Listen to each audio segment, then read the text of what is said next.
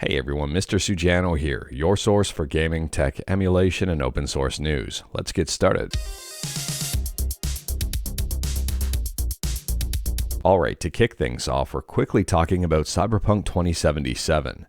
Now in yesterday's video we talked about this IGN article here titled How CD Projekt Red Got Cyberpunk 2077 Running on the Switch 2. So in this article we talked about a quote from the VP of Technology over at CD Projekt Red regarding frame rates. And here's the quote: "I think the 40 FPS is a very good compromise to the 60 FPS. And I thought that was a little bit weird that Cyberpunk 2077 was running at 40 FPS on the Switch 2.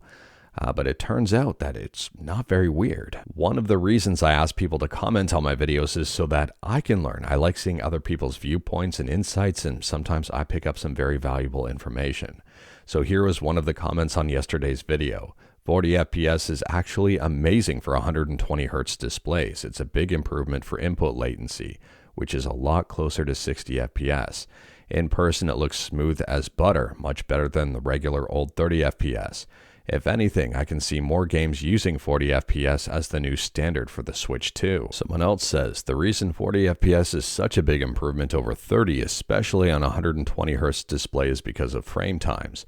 It feels a lot smoother and is the sweet spot for Steam Deck and consoles that can't hit consistent 60.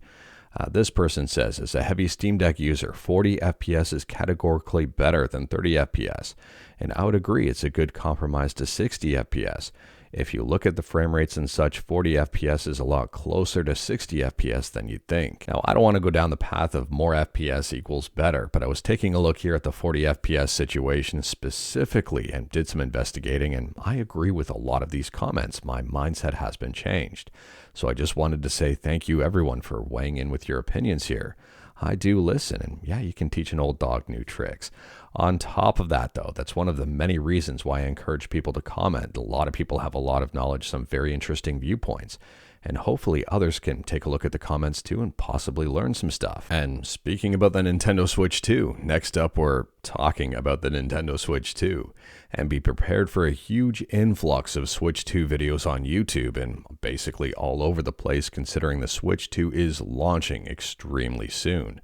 I guess depending on your time zone here, you may get your hands on one sooner than some other people. Some people already have their hands on a Switch 2. But anyways, here the Switch 2 is launching on June 5th. It's currently June 4th at the time of filming. Now, I don't know about you, but what I'm most interested in is seeing Switch 2 reviews, seeing people have it hands-on and what they think about the console, the battery life, the performance, and all of that.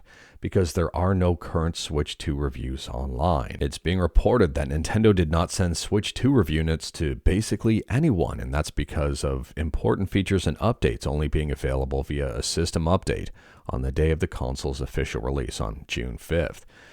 That to me is super interesting. I mean, some people already have their hands on a Switch 2, but they can't use it because they don't have that day one patch update.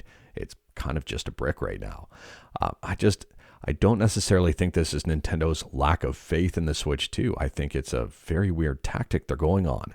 And I'm curious to see what day one reviews are going to yield for this console. So if you are looking for reviews of the Switch 2, and this is more of just a friendly heads up, be careful of day one reviews. If these people didn't have their hands on a Switch 2 prior to launch, I can share this from experience. Reviewers often have multiple weeks to review something. They have a lot of time to really thoroughly test out the product. A day one review, you have the product for a few hours. It's really hard to do a thorough review on the product in that short a period of time. So be careful with some of those reviews. I don't want to say they're not authentic. I don't want to say they're compromised in terms of integrity, but at the same time, that's not a whole lot of time to have a product to review it. Now, I will be covering Switch 2 news as things unfold, but I will not be reviewing the Switch 2, and that's for a number of reasons. Number one, I did not pre-order a Switch 2, and there are a number of reasons why I'm not doing that. One of which is the price. So in Canada here, it's $630. We've talked about this in previous videos. But at the same time here, if you are looking for Switch 2 information, there's going to be a whole lot of it very, very soon. And speaking about money in Canada, next up we're talking about something that shouldn't cost any money. Mrs. Sujano, my wife, is hosting a giveaway over on her Instagram page of The Average Tourist. And it's for a Bluetti Elite 200 V2 power station. And this thing is an absolute beast. We use it camping quite a bit. It can power a lot. And she's giving this one away. Well, not this one specifically. I mean, that's ours. But she is giving a brand new one away to someone. But they do have to live in Canada. The rules for the entire giveaway are up over on our Instagram, and if you're interested and wanted to learn more about it, like everything we talk about, links are in the description below right at the bottom. I don't hide my sources here, and well, I'd recommend checking this out if you wanted to potentially win one of these things. They're pretty awesome, and this is a pretty awesome giveaway overall, and I'm sharing it because this is tech, and maybe some people are interested in possibly winning free stuff. And speaking about free stuff, or kind of the opposite of that, next up we're talking about Nintendo and their lawsuit with Palworld. And this is the latest here. Nintendo may not be able to recoup legal expenses of Palworld lawsuit, even if it wins. Unfortunately, I don't have any insights as to who's going to win the lawsuit between Nintendo and Palworld. I mean, Pocket Pair has made some adjustments to Palworld to maybe lessen the effects of the lawsuit or possibly circumvent some things. But anyways, here it's being reported that the scale of the lawsuit, or suggested maybe, that the scale of the lawsuit could potentially make it somewhat fruitless for Nintendo. I guess Nintendo's got a very expensive legal team, a very top-ranked legal team, but so does Pocket Pair. And the amount they're suing for is probably significantly less than they're paying that legal team. So it's being reported that Nintendo is using TMI Associates, where TMI I think stands for Subscribe to Mr. Sujano. I don't know, I could be wrong about that one. And apparently it's one of Japan's top 5 law firms. Now, Pocket Pair is obviously fighting this one tooth and nail, and this is probably going to take a while to resolve and probably quite a few legal dollars on both sides. However, Nintendo may not care about the money it spends because it's being reported that the Pokémon company had its best year yet, with earnings hitting record highs despite no mainline game release. As we can see here, sales and profits are both up double digits. So sales is up 38.1% year over year. Operating profit up 13.6%, ordinary profit up 11.8%, and net profit up a whopping 12.2% year over year. Now, obviously, even though they didn't release a mainline game, at the same time they released some stuff that can be driving profits quite a bit, like Pokemon TCG Pocket, as well as the physical trading cards and basically everything else from the Pokemon company. Anyways, this was a huge year for them, and I'm assuming next year may even be bigger with the Switch 2. Let me know your thoughts about this one in the comments below. And continuing to talk about Nintendo stuff, but going back a few generations and shifting over to emulation and talking about arguably the best Nintendo GameCube and Wii emulator out there, and that is Dolphin.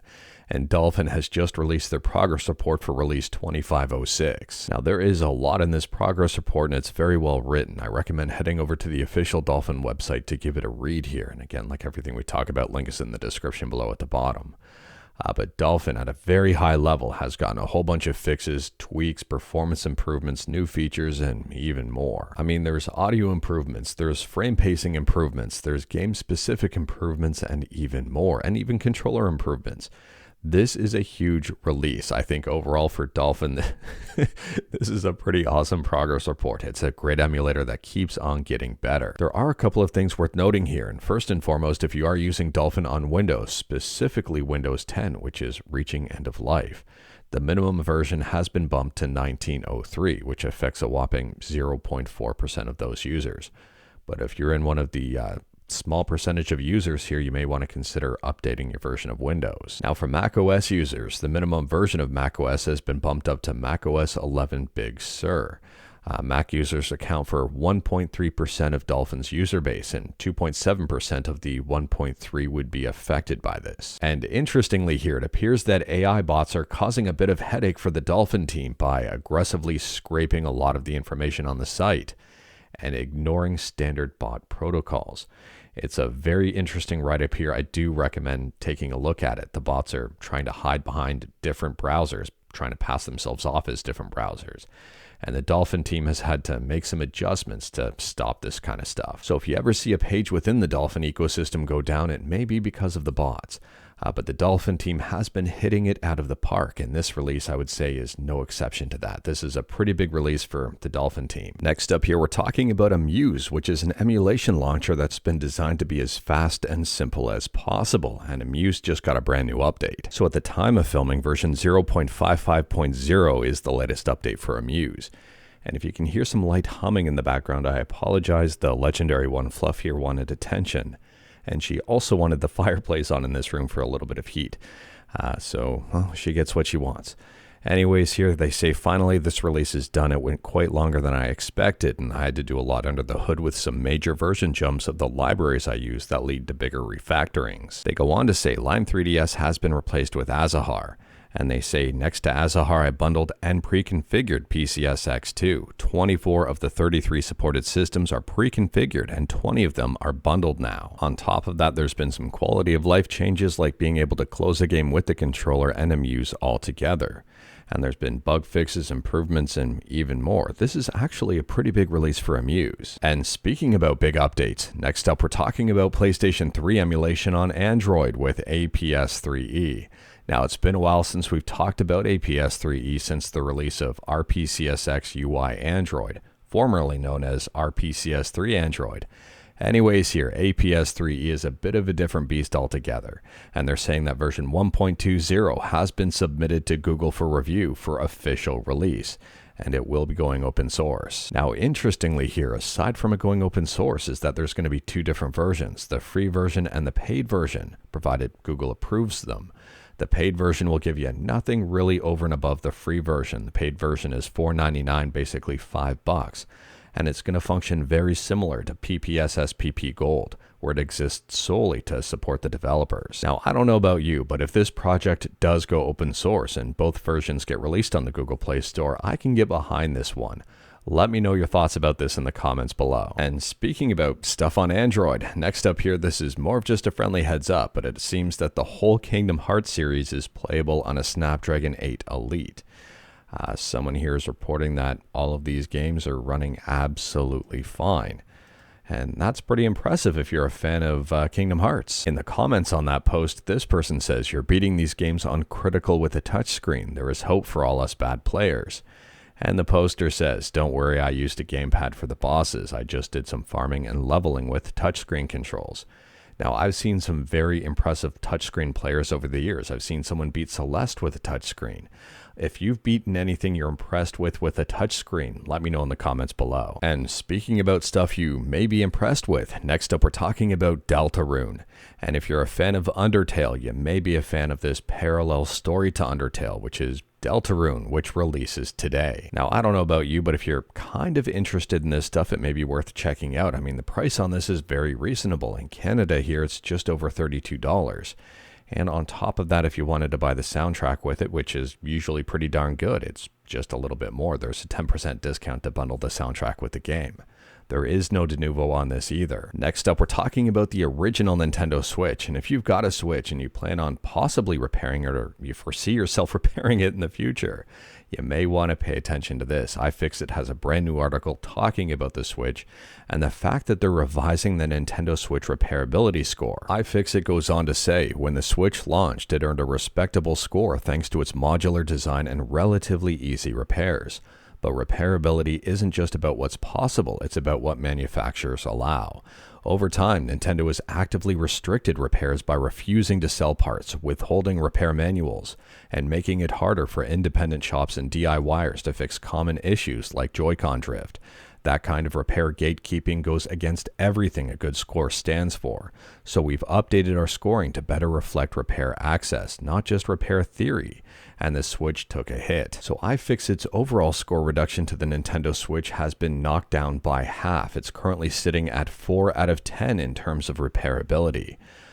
That's a pretty huge hit overall. Let me know your thoughts about this one in the comments below and whether or not you think it's warranted. On a side note here, it's worth pointing out there is still more to come.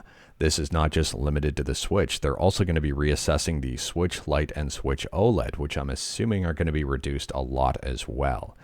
Either way here, this is not a good look for repairability overall, and something that I can completely understand why they'd reassess it given the current state of the Switch and parts availability. Fortunately though, and I will add this, and I don't think any of this is Nintendo's doing, it's a result of Nintendo's doing arguably, there's a lot of aftermarket support for the Switch. For example, if you wanted to buy Hall Effect joysticks to stick into a Joy-Con, GillaKit has you covered.